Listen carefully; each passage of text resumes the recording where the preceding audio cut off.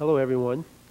Welcome to another installment of the Know Your Records lecture program that the Customer Services Division began back in September of last year.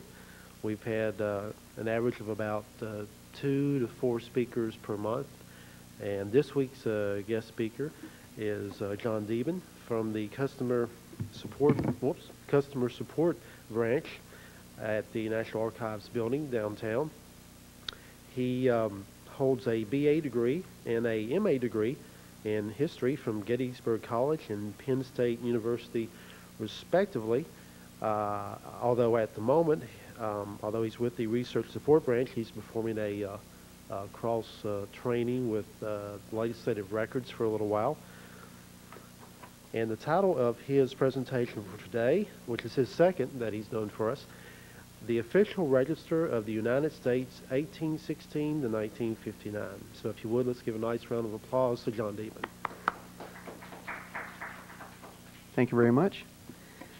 We're talking this morning about the Official Register of the United States. And let me first say that generally government publications overall are probably one of the more underutilized types of resources in relation to genealogy research.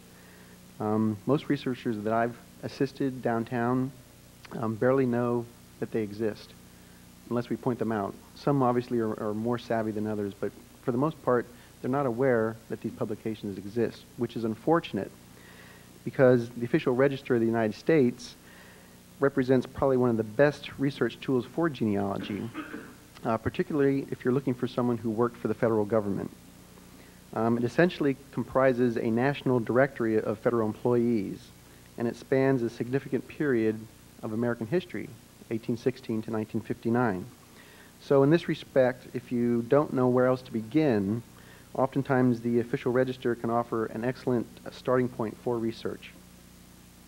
So let me just give you an overview of the history of the Register and how it evolved over the years. And then from this, hopefully you should begin to see how it becomes valuable as a resource for genealogy research.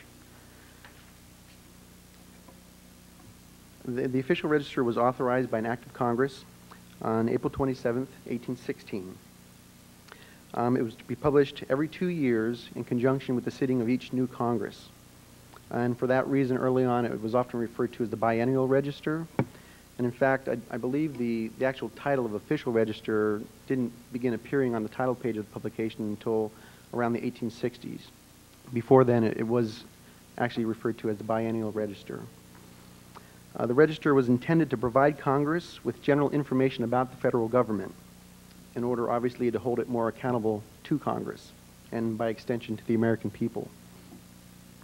And in that respect, the register was ordered to contain a comprehensive listing of all civilian, military, and naval employees, officers, and agents in federal employ.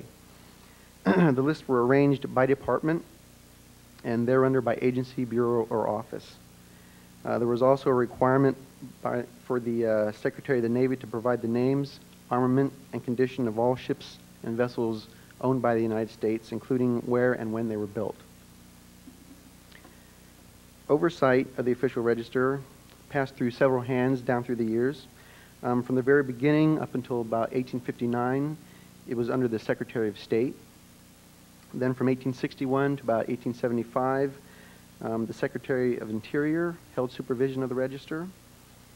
A congressional act of December 15th, 1877 gave immediate supervision to the Superintendent of Public Documents, who still remained under the general supervision of the Interior Secretary. Then in 1906, Congress reassigned the register to the Director of the Census. And then from that point until 1933, President Franklin Roosevelt transferred the register to the Civil Service Commission. And it stayed under that agency until the end of its publication life. The scope and content of the register evolved over the years. Obviously, departments were added as they were created by the government. Other special acts of Congress added additional categories of information as well. A couple of examples: an act of July 14th, 1832 required the insertion of all the names of government printers, which, as you can probably imagine, was quite substantial. a statement of monetary allowances for mail contractors, and a list of all the presidents, cashiers, and directors of the Bank of the United States and its branches. In 1893, it was required to include summary statements of the total numbers of officers, employees of each executive department and in the judiciary and the government printing office, and also the government of the District of Columbia. And also was to include, in addition to their salaries, any other type of compensation they may have received. Then in 1902, another statute added the employees of the comptroller of the currency as well. The organization of the official register and the type of information presented makes it particularly useful for genealogy research. From 1817 to 1905, it was arranged in a tabular format. The tables contain such information as the employee's name, job title, the state or country from which they were born, the location of their post, and their annual salary. And if you look at page 1 of the handout, you see an example of the table format from the 1837 volume for the Treasury Department.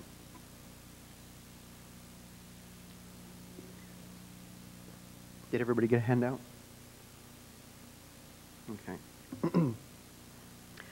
Military listings for this time period also provided the names of the officers, their rank, and place of birth. And also the naval lists, in addition, provided the dates of commission for the officers and their current duty station. In 1851, an additional column was inserted showing the state or the territory from which each employee was appointed. The early volumes of the register from about 1817 to 1875 did not contain a specific index of names, but included a table of contents that was arranged alphabetically by department, office, or position. But then from 1877 to 1905, an alphabetical name index did appear at the end of each volume. Then in 1907, a major format change takes place. The director of the census at that time, who was Dexter North, determined that the register was becoming too large and costly. In comparison, the very first edition that came out in 1817 had comprised 176 pages and contained just over about 6,300 names. However, over the years, the register grew by approximately 50% every decade. Okay? So that by 1905, when that edition came out, it contained over 4,200 pages and with 349,000 names. And the total cost of producing that volume in 1905 was $70,000.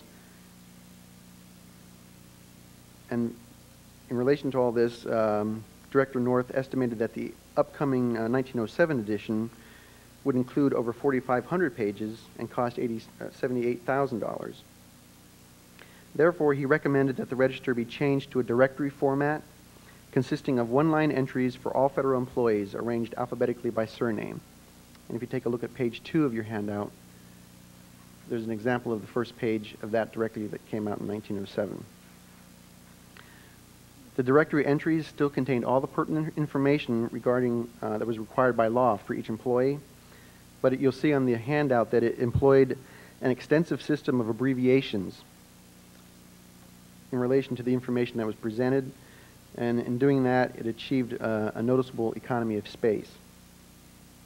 The Printing Commission of Congress approved these changes, and so the 1907 edition was produced at a modest cost of $25,600 and contained a mere 1,500 pages.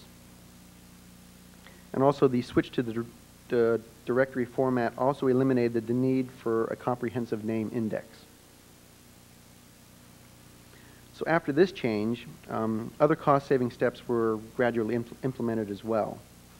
As the federal government continued to expand, attempts were made to streamline information in the register. So gradually, most non-administrative federal employees were eliminated from the lists, as well as any temporary employees with less than 6 months of service, and all substitute mail carriers. Then in 1913, on December 22nd, Congress passed the Urgent Deficiency Act, which eliminated many non-essential government publications. And so as part of this legislation, all information regarding the Postal Service that was in the register, including the mail contractor allowances, was removed from the register as well. and also the list of ships and vessels that belong to the U.S. Now, regarding the Postal Service, that elimination was actually more significant than it sounds at the moment, and we'll see why in a few seconds. In 1917, all the U.S. military listings for the Army, Navy, and Marine Corps, the officers, cadets, and midshipmen were also omitted from the register because this information was also being published by annual registers in those two departments, the War and the Navy Department. So there was a duplication of information. So in that respect, they eliminated it from the official register. In fact, only military officers who were detailed for administrative service in the District of Columbia were listed by name and their official designation. Other classes of employees not holding regular or full-time status were also eliminated. Then after 1921, the register removed the all-name directory completely and reverted to lists in table format, only of administrators and supervisors in each executive and judicial department and the District of Columbia. And the administrators listed were only those whose salaries were paid directly by the U.S. Treasury. And if you take a look at page 3 of the handout, you'll see an example from 1925 edition, which shows the reversion to the table format. Now, I mentioned a few minutes ago that the Postal Service was rather unique. And it actually provided a unique situation in the whole publication history of the official register. The natural growth of the federal government over the years was most noticeable in the U.S. Post Office Department and the Postal Service. As you can imagine, the Postal Department is one of the truly national departments in scope because it has such a presence in every state of the Union.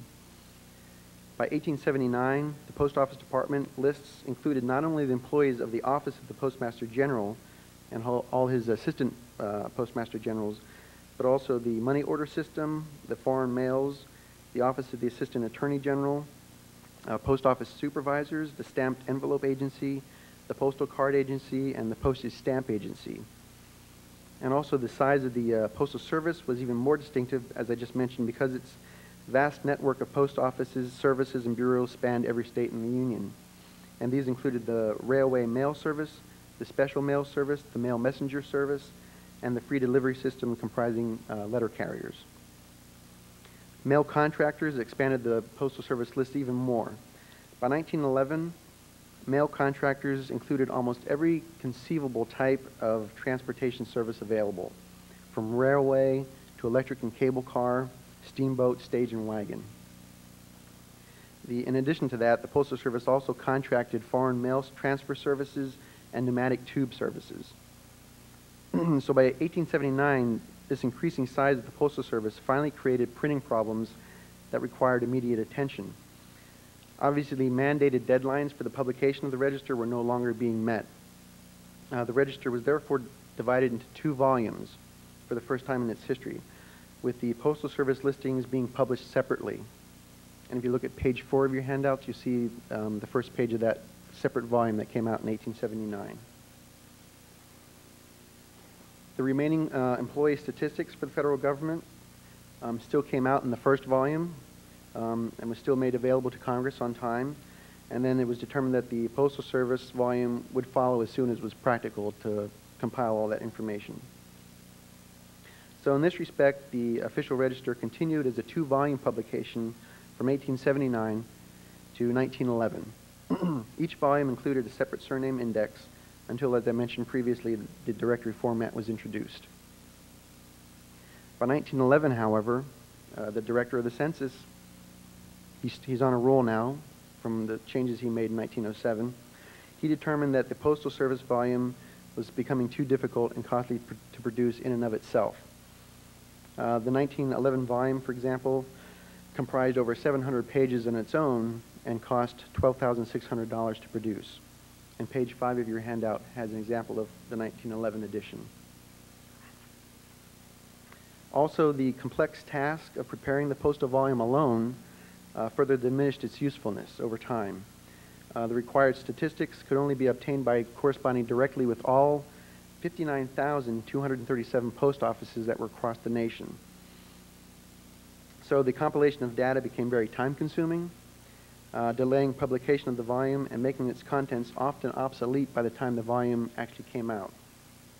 In fact, during this whole period that the Postal Service was issued as a separate volume, only one time in 1909 did it come out on time, according to the mandated deadlines. Every other year, it was late. So, as part of the 1913 Urgent Deficiency Act, as I mentioned previously, the names of all the Postal Service employees were removed, and the official register once again became a single volume publication. The director of the census, and this is the interesting part, Dexter North subsequently declared that the deletion of the postal information was apparently satisfactory to the public because he received absolutely no complaints about the omission of the information. So as I stated earlier, the official register of the United States offers a convenient starting point for genealogy research on civilian and military employees of the federal government. From everything I've described, one can readily see how researchers can discover at a glance whether or not an ancestor or even a more recent relative worked for the government in a given year, and also identify the department, bureau, or office that they served. Genealogists can readily identify the place of birth of most employees and the congressional district from which they were appointed. And in many cases, the breakdown of department listings into specific jobs, especially in the 19th century volumes, provide additional insight into the nature of work that was performed by federal employees. And a good example is the 1867 listings for the Office of Public Buildings, Grounds, and Works that was in the War Department. If you look through there, you're going to find personnel who served in such interesting jobs as lamplighters, draw keepers for the public bridges in Washington City, and furnace keepers for the White House. Obviously, these jobs sound quite archaic to our standards, but I think they also provide a colorful flavor and insight to understanding the times at which these employees worked. Also, the lists of annual salaries and contractor allowances provide a general picture as well of the economic conditions under which federal employees labored throughout various periods of our history. And let me give you one example of Jacob Bloom, who was appointed a postmaster in a very rural township in Pennsylvania. And his appointment occurred on September 17, 1836. So his first entry in the register appears in the 1837 edition. At that time, his annual salary was $4.32. 8 years later, the post office closed temporarily in January of 1844. So his final entry appears in the 1843 edition. At that time, his annual salary was $9.95. So at least he has received some of a raise. But in this respect, the official register offers not only an essential research tool for genealogy, but an initial and often interesting snapshot of life as a federal employee from 1816 to 1959. And to wrap up my remarks, let me just point out that most U.S. government depository libraries, as well as our own Archives Library Information Center, contain sets of the register. Also, you can find select portions of the register on the internet. For example, the Navy and War Department listings for the Civil War period you can find on the America Hurrah's website. And also, some volumes of the register are also included in other government publications, such as the U.S. Congressional Serial Set. In that set, you'll find volumes of the register from 1883 to 1893. So with that, I'll entertain any questions you might have about the register. If you would, I got a mic here so we can record you for posterity.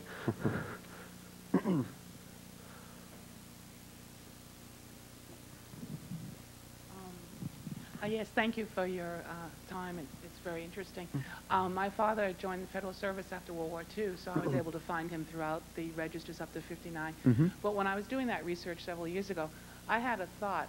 Has anyone ever done the research to see when women first started in the federal government, when they had secretaries that were females, rather than men in the 1880s?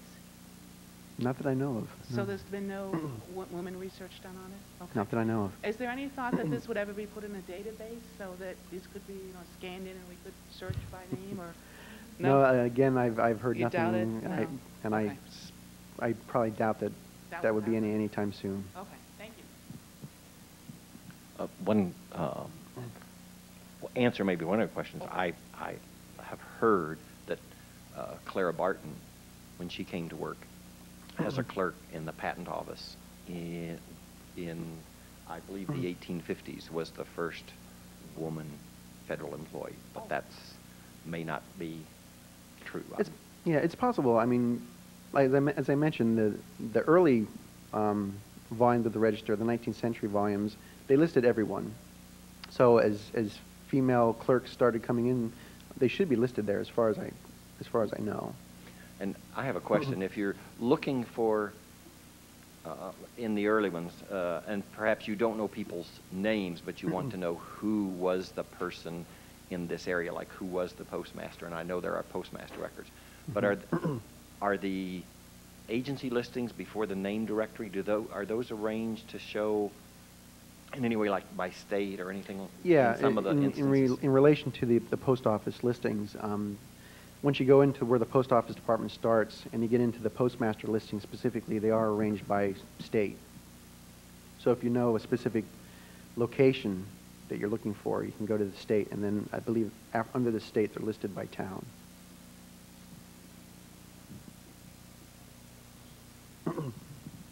Am I remembering correctly that this is the publication that also includes home addresses for people? No. No. No, these don't. For federal employees? I know I've seen that somewhere. From the 1950s, that is. No, not for the official register.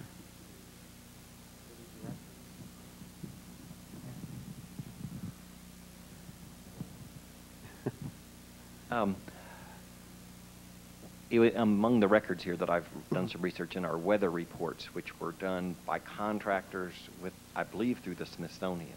And I'm wondering if those weather, the people who were under contract to do weather, would they be listed in this, or do you know? I don't know specifically, but I would guess that they probably should be, because as I mentioned, they wanted to make the government more accountable to Congress. So even though they focus specifically on the male contractors, I think contractors for other departments should be listed as well.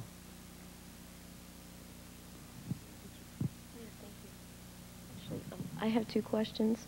The first question is, did you say in the early 20s that the register started to not list every federal employee, just officials, you said? That's correct. That's correct. Okay. They just started listing administrative level positions. And rather above. than everyone. Okay, Yeah. but not every single employee. Right. Okay. And then my other question was, I think I've kind of answered this based on the other question. I have my great aunt worked for the military as a civilian, but she started in like the early 1920s, and she was not an official. She was more of a regular employee. So she probably would not be in the official register. By that time, probably not. Yeah, because she started in the 20s and worked until the late 50s. So I thought perhaps she might be in there, but I had never looked. So, okay, thank you. Oh, actually, could I ask one other? Where would someone like her be? She was a civilian in the military, in the Department of the Army, in the quartermaster, or for the quartermaster. Because you said the military was publishing directories of its military personnel starting in 1917. But what about civilians in the military? I'm not Or you're familiar not with the sure? registers that the Army put Yeah. out, so I don't know if they included I don't know military either. or civilian contractors as well. Okay. She was a civilian employee. Okay, thank you.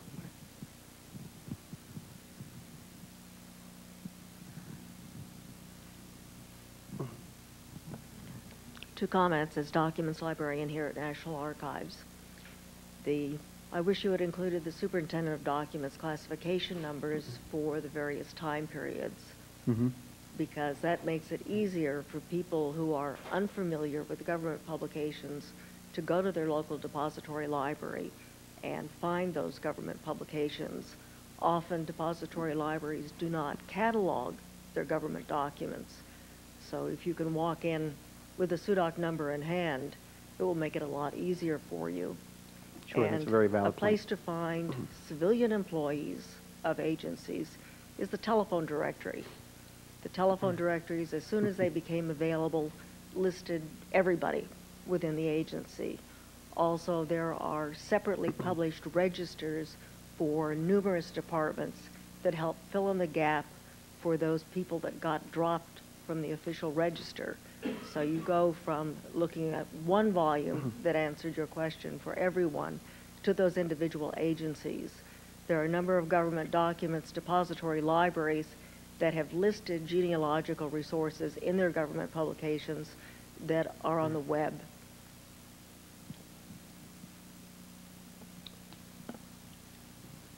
I have a question. The official register of the U.S., just for clarification, what's downtown and what do we have out here at College Park? I'm sorry. The full set of the library's collection is downtown. Out here we have a few odd volumes within the library, but RG 287 is the GPO collection of government publications. And as long as it resides in College Park, we still have everything available to us. And also the set that we do have downtown is also not complete. You know, we're missing the early volumes from 1819 to 1829, I believe. I was thinking it was 43 that we first began, and it's interesting to notice that the first volume that we have is approximately the same physical size as the last volume issued in 1959 because they had dropped so many people. Yeah.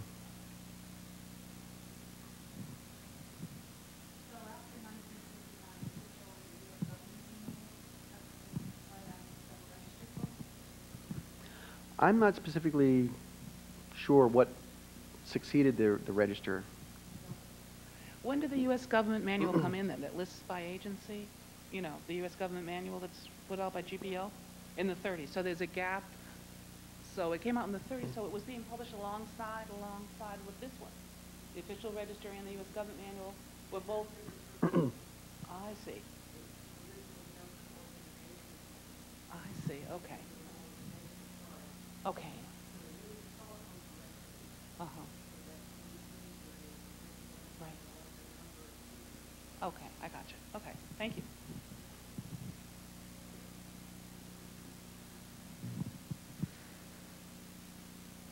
Any other questions? We got like almost 30 minutes. Just one more comment. The National Archives Library collects publications that other libraries really don't want. They don't want annual reports. They don't want telephone directories because they're more interested in current information. But annual reports and telephone directories and those registers are the bread and butter of what we have here. It helps immeasurably in using the records, not just in genealogical research. Who signed that damned piece of correspondence that you can't read? What were they doing there? Those registers and telephone directories answer that question for you.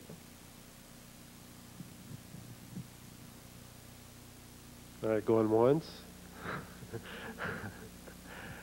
Twice. No more questions. All right, then thank you very much for the presentation today. All right. Mouse rising out of his life.